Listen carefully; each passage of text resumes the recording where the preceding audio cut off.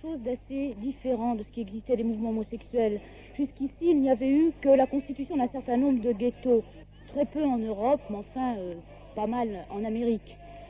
Ghettos genre dancing, endroit où on peut faire des rencontres pour baiser, mais surtout un endroit où enfin nous libérons les rues au lieu de montrer notre sexualité dégoûtante autant que nous soyons parqués.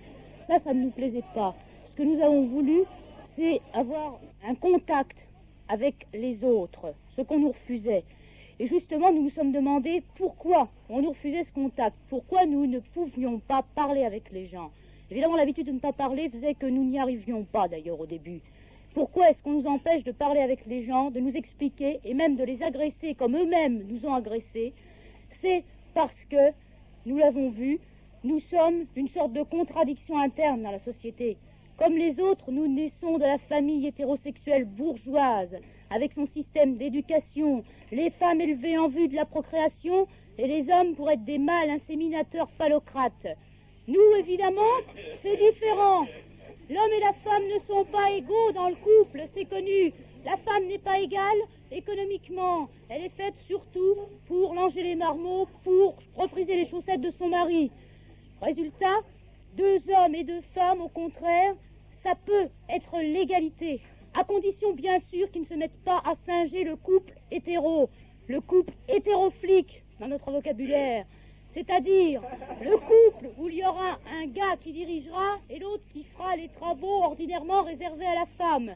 De même pour les femmes, il y aura possibilité d'égalité, d'une entente physique qui repose sur une connaissance des désirs de la femme bien supérieurs à pas mal de mecs, mais là aussi, il faut que la fille se méfie de ne pas mimer le couple hétéro, qu'il n'y ait pas un Jules et une femelle accroupie, etc.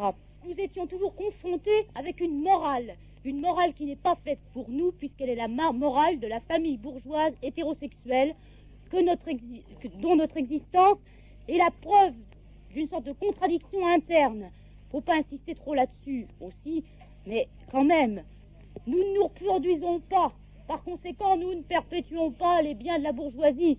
L'héritage avec nous, c'est foutu, il n'y en a plus. Bon, de toute façon, ce que nous reprochent surtout les hétérofliques, c'est évidemment que ce soit eux qui nous ont fait, et qui nous feront encore, et qui nous feront des petits, etc. Cette morale ne nous convient pas. La structure de base de la société, la famille, ne nous convient pas. La société, donc, ne nous convient pas non plus. Par conséquent, la seule position politique possible est une position révolutionnaire. Mais alors, problème, nos rapports avec les différents partis de gauche. Et là, nous nous sommes trouvés, dans la même... Les groupes gauchistes, les partis, tout ce que vous voulez, de toute façon pour nous, c'est à peu près dans le même panier par rapport à l'homosexualité. C'est-à-dire que dans les groupes gauchistes ou ailleurs, de même que les femmes sont toujours traitées comme des êtres subalternes et inférieurs, les homosexuels également. C'est pour cela d'ailleurs que nous nous regroupons entre homosexuels. Évidemment, il y a parmi nous des bisexuels et le problème s'est posé dans le cadre de la répression sexuelle. Pourquoi ne défendez-vous pas plutôt la bisexualité? Eh bien d'abord parce que c'est une chose qui est facilement récupérable, aussi bien au niveau des gars que des filles. Après tout, si un gars est capable quand même de baiser de temps en temps une femme, ça prouve qu'il est quand même un mâle. Bon, pour une fille, si elle baise de temps en temps un gars, ça prouve que simplement elle est un peu plus vicieuse que les autres, donc encore plus désirable pour les mecs. Par conséquent, parmi nous, même ceux qui pratiquent la bisexualité, ce que nous revendiquons tous, c'est l'homosexualité et rien d'autre. Disons que c'est une tactique qui correspond au moment de notre lutte, qui est à ses débuts. Ça, c'est toutes ces idées-là, d'abord, qui nous ont réunis, et sur lesquelles nous sommes très fermes. Il est évident qu'il n'est pas question de recruter tous les homosexuels sans distinction, que nous ayons parmi nous, de même qu'il y a des hétérofliques, des homofliques réformistes. Pas question. L'adaptation, nous n'en voulons pas. Cela sous-entendrait que nous pensions que la société bourgeoise peut admettre l'homosexualité. Nous ne le croyons pas plus d'ailleurs qu'elle admette la sexualité libre, quelle qu'elle soit. Tout au plus admettra-t-elle à la rigueur la pornographie. En tout cas, la pornographie, c'est toujours pareil. C'est pour les bourgeois pleins de fric et surtout, c'est pour les hommes. Bon, donc rien pour nous. Nous ne voulons pas faire un nouveau ghetto non plus. Faire un rassemblement de troupeaux pour nous serrer entre nous. Nous voulons agir. D'où, justement, notre participation au défilé du 1er mai. D'autres actions qui suivront. Il y a eu, bien entendu, les articles que nous avons faits dans tout, expliciter aussi un certain nombre de nos positions. Et je ne suis pas représentative le mois du monde. D'ailleurs, personne parmi nous n'est représentative. Nous ne sommes pas un groupement bureaucratique avec des structures hiérarchisées. Absolument pas. Ce qui fait que je ne peux rien vous dire sur l'avenir. Là, je vous ai raconté nos idées. Ce que nous avons fait, grosso modo, vous avez pu le voir dans tout et dans ce film. Mais je ne peux rien vous dire de ce que nous ferons ensuite, parce que je ne suis pas représentative et que c'est aux camarades à en décider, à en parler dans les AG que nous avons tous les jeudis aux Beaux-Arts de 6 à 8.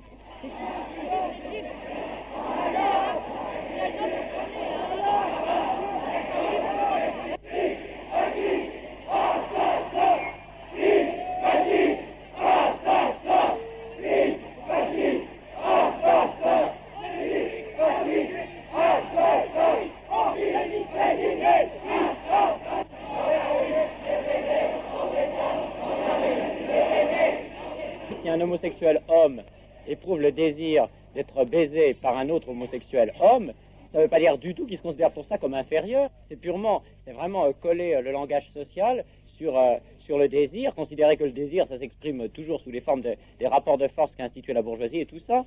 C'est pas du tout la même chose. Les rôles sexuels, si tu veux, tels que tu peux les vivre quand tu couches ou quand tu aimes quelqu'un ou quand tu aimes plusieurs personnes, et les rôles sociaux qu'on a imposés à la sexualité. C'est-à-dire le fait qu'on désire soit être baisé, soit successivement les deux, soit les deux en même temps, soit tout ça, ça n'a rien à voir avec le fait de se considérer comme inférieur ou supérieur. Ça n'a à voir que dans la mentalité bourgeoise. Alors, je ne vois pas du tout comment ça pourrait être générateur de plaisir, l'idée de se dire qu'on est inférieur en particulier. Selon moi, ça peut être générateur que de gêne ou de frigidité. Et de même, l'idée d'être supérieur, c'est vraiment le sentiment bourgeois le plus réactionnaire qui d'ailleurs te cache tous les plaisirs que tu peux. Parce que l'idée de supériorité était liée au rôle de mâle. Alors en particulier pour les hommes, il est effectif que la plupart des hommes ne sont pas homosexuels, précisément parce qu'ils auraient l'impression qu'ils remettraient en question leur supériorité de mâle, c'est-à-dire s'ils se faisaient baiser. Et bien précisément, ce que nous on essaie de montrer, ce qu'on montre pratiquement, c'est qu'on éprouve un très grand plaisir aussi bien à se faire baiser qu'à baiser, que ça n'est pas qu'on veut détruire les rôles en tant qu'ils entraînent des relations de pouvoir, que pour détruire ces relations de pouvoir, il va falloir qu'on commence par introduire des relations de pouvoir avec tous les gens qui ont le pouvoir pour l'instant, c'est-à-dire avec l'ensemble de ce qu'on appelle, nous, les hétéros, dont un certain nombre d'entre eux sont des hétérofliques, au sens où ils veulent imposer leur morale à tout le monde. Mais je ne pense pas du tout que les relations sexuelles soient nécessairement des relations de pouvoir, les relations d'amour soient nécessairement des relations de pouvoir et d'oppression. Ça me paraît vraiment une théorie complètement réactionnaire. Moi, il me plaît de me foutre à plat et de me faire baiser. Bon, ça n'est pas encore. Je suis pas libéré encore, justement. Le phare, j'espère vraiment libéré. Mais oui, c'est vrai. Il n'y a pas à mentir. Je suis pas libéré à ce niveau-là. Mais je sais très bien que ce rôle, je peux me l'appliquer. Parce que j'ai chez moi un désir en creux autant qu'un désir en plein. Et c'est pas la société qui a à me l'imposer. Si la société m'a imposé d'être un fort à bras, ben j'en ai ras-le-bol d'être un fier à bras. C'est tout. Parce que mon rôle sexuel, il n'est pas applicable sur le rôle social. C'est pas vrai. Eh ben oui. Militant dans un certain nombre d'organisations, la fille avec qui je vivais est entrée au MLF. Et c'est à partir du moment où elle est entrée au MLF où il y a eu une remise complète en question de moi-même. Tu comprends bien que le problème du centralisme démocratique, le problème du parti révolutionnaire et tout ça, c'est dépassé depuis très longtemps chez un certain nombre de personnes qui arrivent justement au contact de camarades, que ce soit des hommes ou des femmes, qui ont déjà arrivé à dépasser tout ce stade de la débilité gauchiste, qu'on appellera la débilité gauchiste, de pouvoir enfin se remettre en question d'une autre manière. Et ça, c'est très difficile. C'est des choses qu'on n'arrive pas à faire d'une part tout seul. Ce sont des choses aussi qu'on ne peut pas faire d'une manière, comme tu dirais, naturelle. Parce que la nature, en général, elle n'est pas descendue comme ça du ciel. Elle est faite parce qu'il y a des rapports de production, parce qu'il y a des rapports dominants-dominés à l'intérieur du couple, etc. Et ces trucs-là, crois-moi, ça peut ronger des personnes pendant un certain temps. Ça peut même les... Et ça peut être détruit. Et crois-moi, la manif du 1er mai, ça faisait 1 an et demi que j'allais pas à une manifestation. Ben, s'il n'y avait pas le phare, j'aurais pas su où me mettre. Et pourtant, je ne suis pas homosexuel au sens où tu pourrais l'entendre. Je peux assumer des rapports homosexuels. Je crois que c'est déjà un premier pas. Je crois que je sais déjà en moi-même que j'ai un fond de conscience, de sexualité et d'amour même, qui est homosexuel. Je le sais parce que j'ai eu des expériences dans ma plus petite jeunesse, disons, de rapports homosexuels, et que ces rapports, je les ai complètement frustrés au moment où j'ai commencé à connaître des femmes. Bon, ensuite, pendant, disons, 10 ans de ma vie, j'ai continué à coucher d'une manière tout ce qu'il y a de plus bourgeoise et tout ce qu'il y a de plus réactionnaire avec des femmes. Et...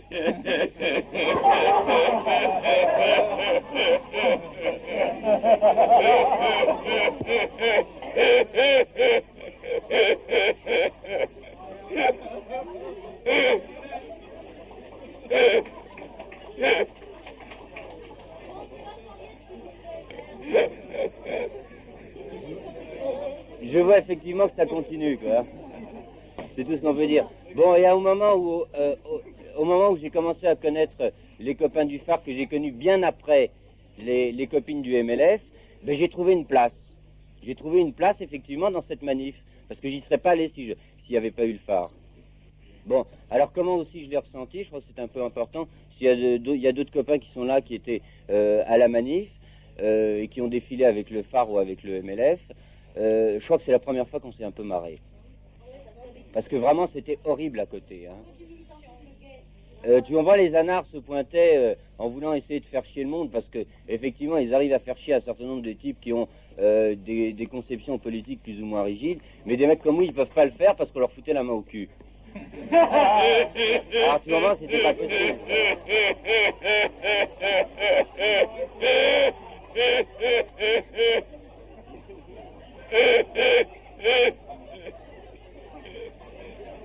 Les types qui nous ont dit mais vous n'êtes pas homosexuel, il y a des femmes avec vous pendant la manif.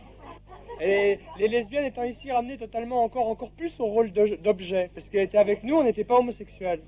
C'est la bourgeoisie pour s'assurer aussi à donner un rôle aux homosexuels. Il y a le mythe de l'homosexuel qui est... Enfin, je me rappelle l'autre jour quand tu allais distribuer des tracts avec le phare devant une boîte, il y a des gars qui ont vu des barbus distribuer des tracts homosexuels et qui ont dit « Ah, vous n'êtes pas homosexuel, c'est pas possible.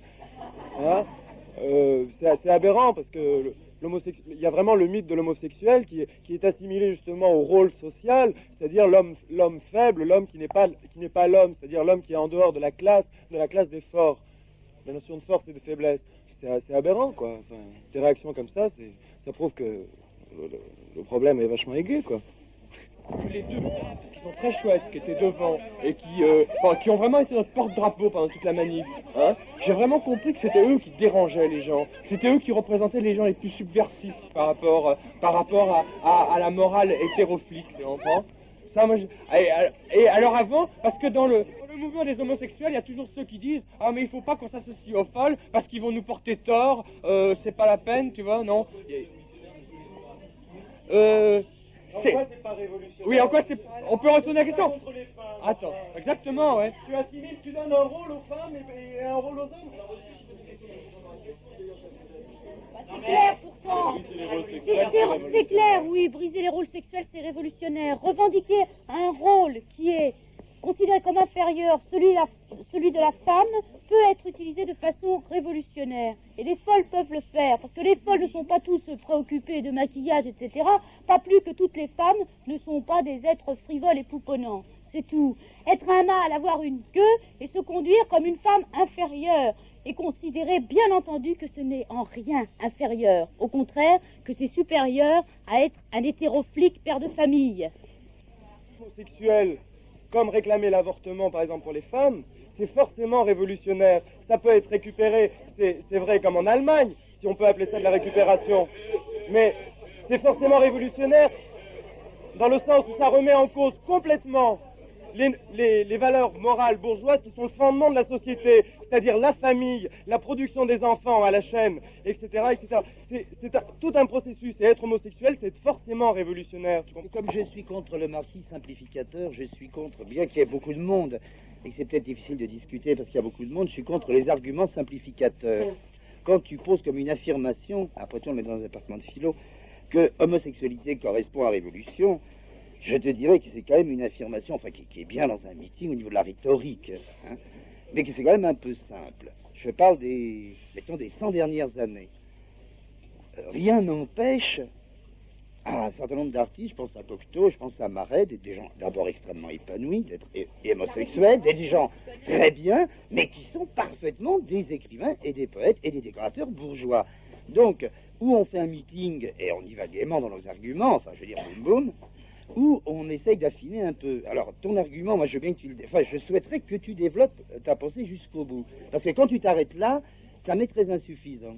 Ça me satisfait pas, si tu veux. Le problème des homosexuels affirmés, tels Cocteau, Gide, etc., n'est qu'un problème de mystification encore, parce que ces gens-là ont réservé l'homosexualité à une élite, la mafia des homosexuels.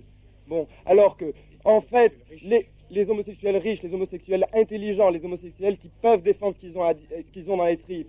Mais en fait, quand on regarde, et c'était dans le dernier numéro de Tout ça y est, ce sont les homosexuels ouvriers qui se font embarquer. Hein. C'est pas ceux qui ont de quoi se payer un petit micheton au drugstore, c'est pas vrai. Et c'est là où on rejoint un problème. Parce que qui c'est qui peut...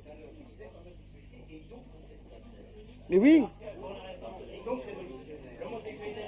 Maintenant, ça, tu parles de subtilité et puis tu prends l'exemple des 100 dernières années comme si rien n'avait changé. Ce que je pense, c'est qu'il y a 100 ans, d'abord, personne n'aurait eu l'idée de faire un mouvement de libération des homosexuels contre la famille, etc. C'était ni dans l'idée de Cocteau, ni dans l'idée de Gide, ni dans l'idée de qui que ce soit de ce genre-là. L'affirmation publique de l'homosexualité, confondons pas, hein, Marais, il n'a jamais fait un type de déclaration, ça aurait été vraiment marrant, moi je pense, et ça aurait eu un effet bœuf, s'il avait fait un type de déclaration publique dans lequel il aurait dit, eh ben je joue des rôles, par exemple, des rôles au cinéma, vous voyez, de mecs braves, etc., de je sais pas quoi, d'Artagnan et genre là, Don Juan et tout, et je me fais enculer et ça me fait du plaisir. Mais il aurait dit ça aurait effectivement, à mon avis, fait un boom. Je dis pas que ça aurait été une révolution, mais je dis que ça aurait foutu mal à l'aise et que d'ailleurs la cote de ces films serait descendue comme ça.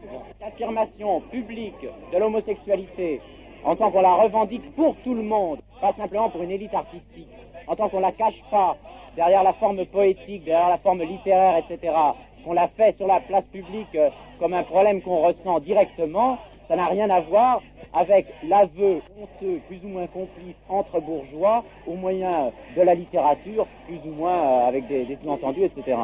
Ça n'a rien à voir, vraiment. Mais quand je disais que c'est récent, je veux dire que dans l'histoire de France, c'est un moment très récent où l'homosexualité a pris une place à part.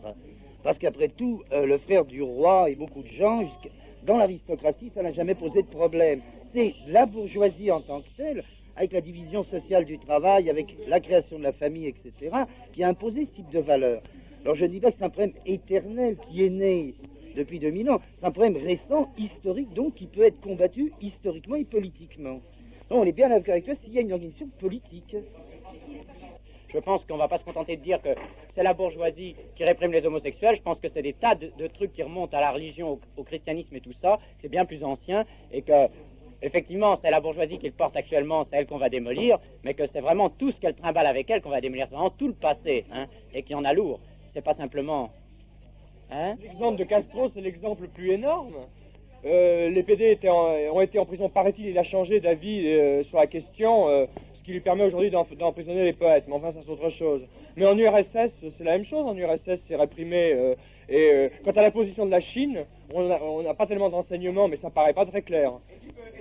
En tous les cas, l'homosexualité se développe extrêmement en Chine, et à un moment ou à l'autre, Mao et compagnie, ils auront à prendre position là-dessus. On verra, on verra. Un gouvernement comme le gouvernement qu'il y a actuellement en France, qui est un gouvernement typique bourgeois libéral. Hein. Si M. Schuman acceptait de dire sur la place publique qu'il est homosexuel comme il l'est en vérité, hein, il remet en cause forcément les valeurs qui font que M. Maurice Schuman est un dur, est un fier à bras qui a le droit de commander les autres, et en s'affirmant homosexuel, il remet le problème à son juste niveau, c'est-à-dire qu'il rétablit une société. Il pourrait rétablir, ce serait déjà un embryon de rétablissement d'une société plus équitable, tu comprends?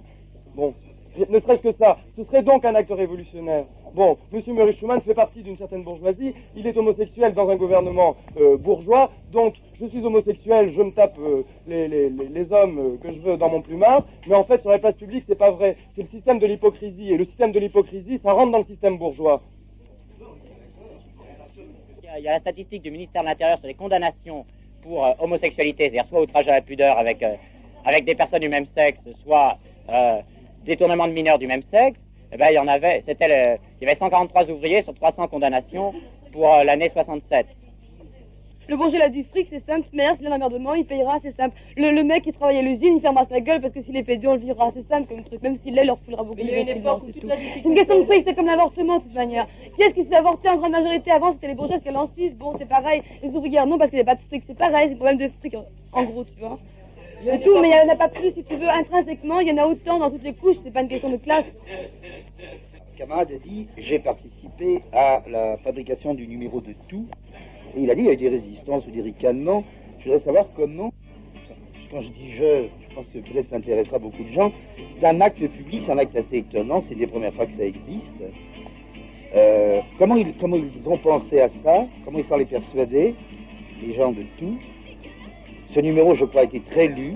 Quelles ont été les réactions et quelles sont les actions prochaines, que ce soit à Tout ou ailleurs, qui sont envisagées, puisqu'il y a une sorte de dynamique qui a été créée à partir de ça. Bon, j'étais à VLR depuis longtemps, et il y a un truc assez frappant, moi, j'ai aucune gêne à raconter publiquement maintenant, c'est qu'il y a un an, à VLR, il était question que j'aille militer dans une des unités de VLR, puisque c'était une organisation, et cette unité, c'était Flins.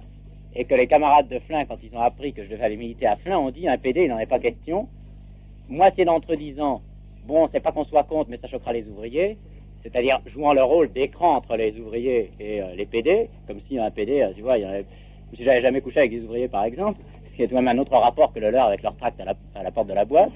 Bon, et puis d'autre part, disant, l'autre moitié disant tout simplement que c'était un vice dû à la dégénérescence bourgeoise et qu'il n'était pas question d'admettre. Bon, comment les choses ont évolué, à mon avis, tu vois, je veux dire que je pense que si maintenant on a pu apparaître publiquement le phare, c'est vrai que c'est dû, à mon avis, essentiellement à la brèche qui a été ouverte par le MLF, c'est-à-dire au moment où il a été dit aux gens, on va partir de ce qu'on est et pas simplement de nos idées politiques et tout ça. Ça, c'est une chose qui a bien rentré dans la tête et qui fait que les gauchistes ont commencé à être prudents et à plus trop oser dire a priori ça c'est bourgeois ou ça c'est prolétarien. Bon, et ça c'était valable pour VLR en particulier parce que c'était un groupe moins constitué à mon avis, dans lequel il y avait moins une idéologie marxiste-léniniste, etc. Mais ça empêche que ça a causé vraiment, je sais pas, ça a causé une vague de discussion. Il y a une bonne partie des copains de VLR qui ont dit qu'ils diffuseraient pas ce numéro de toute façon, que pour eux c'était quelque chose de foncièrement faux que d'avoir parlé de l'homosexualité dans ces termes, que de toute façon c'était incompréhensible par les gens, etc. Alors ce contre quoi on s'est révolté surtout, c'est d'une part sur le fait qu'ils parlaient au nom des gens et jamais en leur nom propre précisément, c'est-à-dire qu'ils disaient nous pensons nous que les gens ne peuvent pas comprendre. Et il y a une copine qui a été jusqu'à dire quelque chose qui m'a vachement étonné sur toute sa part, c'est qu'elle a dit oui, quand il y a un camarade ouvrier qui est entré dans la chambre où j'avais des numéros de Tout, ben je l'ai caché parce que j'ai pensé que s'il voyait ça, ça, vraiment il serait choqué et tout. Alors c'est vraiment la protection des irresponsables, quoi, des mineurs divers, de la classe ouvrière, etc. Ce qui est franchi ces temps-ci, c'est l'étape dans laquelle on va plus se réunir autour des idées politiques a priori ou de la stratégie.